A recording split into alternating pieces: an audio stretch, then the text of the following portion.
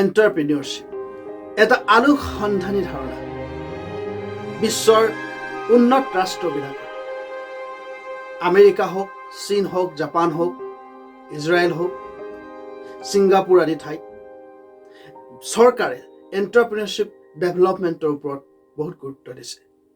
কাৰণ আজি যি জ্বলন্ত সমস্যা, নিবনুৱা সমস্যা, আনএমপ্লয়মেণ্ট, তাক সমাধান কৰাত ই বহু পৰিমাণে সহায় কৰিব পাৰে। এণ্টাৰপ্ৰিনিয়ৰশ্বিপে শব্দটো ইংৰাজী, কিন্তু সাধাৰণ ভাষাত যদি আমি বুজিবলৈ চাওঁ, ই এক প্ৰকাৰৰ ব্যৱসায়ী হয়। কিন্তু ই ব্যৱসায়ৰ এক নতুন ধাৰণা, এক নতুন সংস্কৰণ। আমি বিজনেছ বুলি কওঁ, সেই বিজনেছৰে এক নতুন সংস্কৰণ এণ্টাৰপ্ৰিনিয়ৰশ্বিপ। কিবা এটা কাম কৰিবলৈ চেষ্টা কৰা। আমি যদি বুজিবলৈ চেষ্টা কৰোঁ, আমি এনেকৈ ভাবিব লাগিব যে কিবা এটা যদি আমি কাম কৰিবলৈ চেষ্টা কৰিছোঁ, যিটো কামৰ পৰা নিজৰ লগতে আন 10 জনৰ জীৱিকা উপাৰ্জনৰ পথ প্ৰশস্ত হয়, তেনেকুৱা কাম কৰাকে বা তেনেকুৱা কাম আৰম্ভ কৰাকে এণ্টাৰপ্ৰিনিয়ৰশ্বিপ বুলি কোৱা হয়।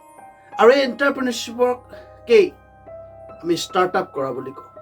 এই যে ষ্টাৰ্টআপ, এই যে এণ্টাৰপ্ৰিনিয়ৰশ্বিপ, এইবিলাক নতুন নতুন শব্দ আমি অসমীয়াসকলে শুনা নাই বা শুনিছোঁ যদিও আমি তাক বুজিবলৈ, তাক ভাবিবলৈ আমি চেষ্টা কৰা নাই। আমাৰ মনত, আমাৰ মানসিকতাত যি এটা বদ্ধমূল ধাৰণা যে ব্যৱসায় কৰিবৰ কাৰণে বহুত পইচা লাগে, বহুত টকা লাগে, বহুত কেপিটেল লাগে, মূলধন লাগে, এই যে আমি ভাবি আহিছোঁ, আমি যে আমাৰ চকুৰ আগত ডাঙৰ ডাঙৰ ব্যৱসায়বিলাক দেখিছোঁ, ডাঙৰ ডাঙৰ দোকানবিলাক দেখিছোঁ, দেখি এনেকুৱা লাগিছে যেন সেইবিলাক আৰু আমি ক'ত আৰম্ভ কৰিব পাৰিম।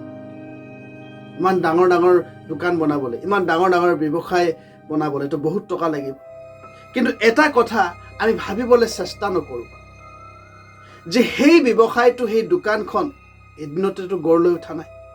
আজি সেই দোকানখনৰ যিটো ৰূপ আমি দেখা পাইছোঁ, তাক 10 বছৰ আগতে আৰম্ভ কৰা হৈছিল। তাৰ ভেটিটো 10 বছৰ আগতে নিৰ্মাণ কৰা হৈছিল। ধীৰে ধীৰে ক্ৰমান্বয়ে আহি উত্তৰণ কৰি অৰ্থাৎ উন্নতি কৰি আজি এই অৱস্থা পাইছে।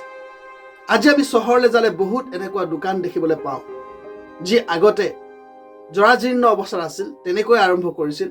আজি তাক উন্নত কৰা হৈছে, সুন্দৰকৈ তাৰ ৰূপ সলনি কৰা হৈছে, ভাল ডেকৰেশ্যন কৰা হৈছে, গ্লাছ লগোৱা হৈছে, ভাল চেল্ফ বনোৱা হৈছে। এই যে ডেভেলপমেণ্ট হৈছে, সেইটোৱে হৈছে উত্তৰণ।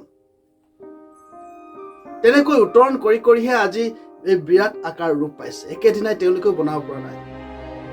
আমি সেইকাৰণে চিন্তাতে আমি ভুল কৰোঁ, গতিকে আৰম্ভই আমি কৰিব নোৱাৰোঁ।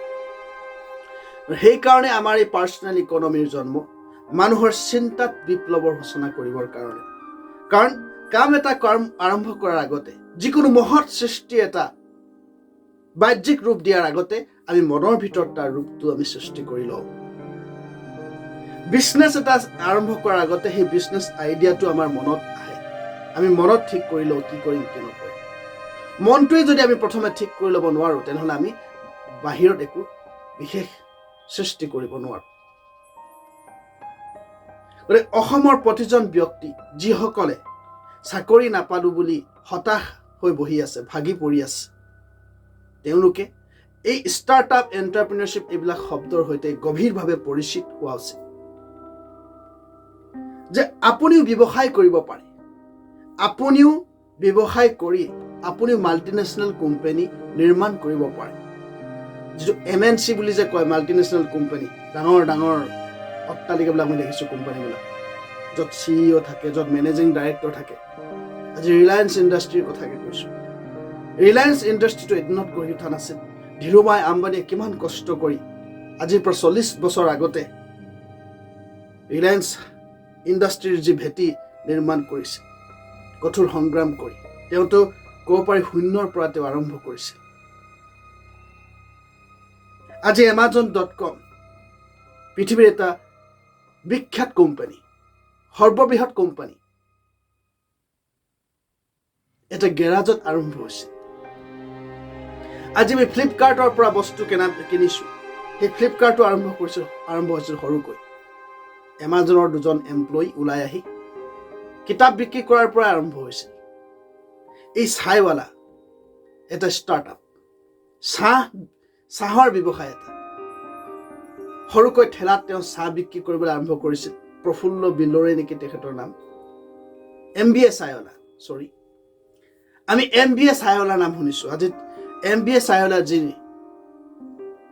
গঢ়িছিল, যি নিৰ্মাণ কৰিছিল, তেওঁ সৰুকৈ এখন ঠেলাত চাহ বিক্ৰী কৰা আৰম্ভ কৰিছিল। এজন MBA ষ্টুডেণ্ট, সেইকাৰণে তেওঁ MBA চাহৱালা নাম দিলে। আজি ভাৰতৰ বিখ্যাত এটা ষ্টাৰ্টআপ, এটা মিলিয়নাৰ। ঠেলাত আৰম্ভ কৰি তেওঁ যেতিয়া আজি বিশ্ববিখ্যাত হ'ব পাৰে, পৃথিৱীৰ আটাইতকৈ ডাঙৰ সৰ্ববৃহৎ ৰিটেইল চেইন, গোটেই বিশ্বত 12,000টা আউটলেট আছে, ষ্ট'ৰ আছে, ছুপাৰ মাৰ্কেট, এই ৱালমাৰ্ট, ছেম ৱালটনে এটা সামান্য ষ্ট'ৰৰ পৰাই আৰম্ভ কৰিছিল।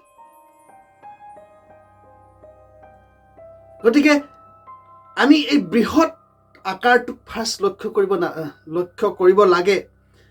গতিকে আমি এই বৃহৎ আকাৰটো দেখি ভয় খাব নালাগে। তাৰ ইতিহাস ফালে আমি অকণমান যাব লাগিব। এই যে বৃহৎ আকাৰ হ'বলৈ তেওঁ কিমান সময় লাগিলে সেইটো আমি চিন্তা কৰিব লাগিব। গতিকে আমিও যদি আজি এই ডেটত আমি আৰম্ভ কৰোঁ কিবা এটা, 10 বছৰৰ পিছত, 20 বছৰৰ পিছত আমিও সঠিক দিশত আগবাঢ়িলে তেনেকুৱা ধৰণৰ বৃহৎ কোম্পানী বা কিবা বিখ্যাত কোম্পানী নিৰ্মাণ কৰিব পাৰিম। হয়, তাৰ কাৰণে সময় লাগিব। যিকোনো সাফল্যৰ বাবে সময়ৰ প্ৰয়োজন, কঠোৰ অধ্যৱসায় লাগিব, কৃচ্ছ সাধনা লাগিব, পৰিশ্ৰম লাগিব, ভাল চিন্তা লাগিব। সেইখিনিতো সকলোৰে কাৰণে, যিকোনো সাফল্যৰ কাৰণে লাগে। কিন্তু আমি যদিহে আৰম্ভ কৰোঁ, আমি যদি ষ্টাৰ্টআপ কৰোঁ, তেনেহ'লে আমি আমাৰ জীৱনটোক সাৰ্থক কৰিব পাৰোঁ। গতিকে ছাত্ৰ ছাত্ৰীসকলে, বিশেষকৈ আধুনিক যুগৰ ছাত্ৰ ছাত্ৰীসকলে কেৱল যাতে চাকৰিৰ মাথাত লৈ নাযায়, এই যে এণ্টাৰপ্ৰিনাৰশ্বিপ, এই যে ষ্টাৰ্টআপ, এইবিলাকৰ প্ৰতিও যেন অকণমান জানিবলৈ চেষ্টা কৰে। কাৰণ ভাৰতবৰ্ষৰ দৰে জনবহুল এখন দেশত ব্যৱসায়ৰ বহুত অপৰচুনিটি আছে, বহুত অপৰচুনিটি। ব্যৱসায় মানে কি, আমি আমাৰ বিজনেছ প্ৰগ্ৰামত আমি আপোনালোকক কম, জানিব পাৰিব আপোনালোকে।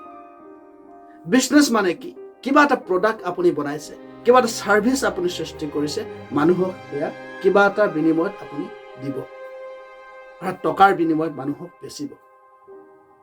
সেইটোৱে বিজনেছ। আপুনি ভাল এটা কম্পিউটাৰ বনাইছে, সেই কম্পিউটাৰটো এটা প্ৰাইচ আছে, প্ৰাইচ আপুনি নিৰ্ধাৰণ কৰিছে, সেই প্ৰাইচত আপুনি মানুহক বিক্ৰী কৰিছে। সেইটোৱে এটা ব্যৱসায়। ষ্টাৰ্টআপ এণ্টাৰপ্ৰিনাৰশ্বিপ বিশেষ একো নহয়, বস্তু আপুনি নিৰ্মাণ কৰিছে, কিবা এটা সেৱা আপুনি উলিয়াইছে, সেইটো মানুহক কিবা টকাৰ বিনিময়ত আগবঢ়োৱা।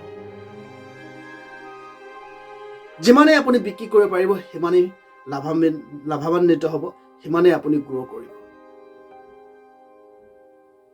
আৰু এই মহাসত্যটো আপোনালোকে জানি লোৱা উচিত যে একমাত্ৰ বিক্ৰীৰ দ্বাৰাহে, চেলছৰ দ্বাৰাহে এজন মানুহ কৰোড়পতি হ'ব পাৰে বা নিজৰ ভাগ্য অবিশ্বাস্যভাৱে পৰিৱৰ্তন কৰিব পাৰে। আপুনি ভাবিছোঁ, আপুনি যদি 100 টকাৰ এটা প্ৰডাক্ট আপুনি যদি 1 লাখ মানুহক বিক্ৰী কৰি দিয়ে, তেনেহ'লে আপুনি কিমান টকা পাব? 1 কোটি টকা। ভাবিছোঁ, কেৱল বিক্ৰীৰ দ্বাৰাহে এয়া সম্ভৱ।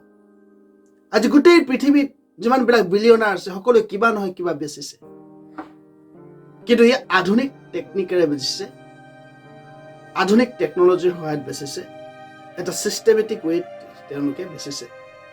আজি জেফ বেজোছ কিয় ধনী?